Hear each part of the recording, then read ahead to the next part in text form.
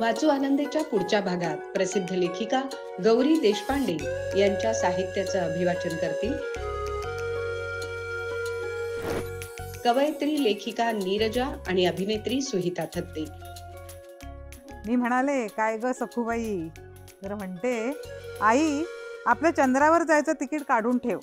आज शाळेत बाई म्हणाल्या, तुम्ही मोठ्या व्हाल तो चंद्रावर जाणारी विमानं देखील निघतील म्हणून. मी म्हणाले, अगं पण तूच ॲस्ट्रॉनॉट हो की, मग नाही आपल्या म्हाताऱ्या आईला चंद्रावर. पाणी पिऊन घाम पुसून त्यांनी मागे पाहिलं तर हातात रेताची छडी घेतलेला एक उंचसा माणूस झपाझप येत होता. यांना बघून त्यानं हात हलवला आणि जवळ येऊन थांबला. नवाच होता, निदान तिच्या ओळखीचा नव्हता. प्रसारण सोमवार दिनांक 20, मंगळवार दिनांक 21 जानेवारी रात्री 8:30 वाजता.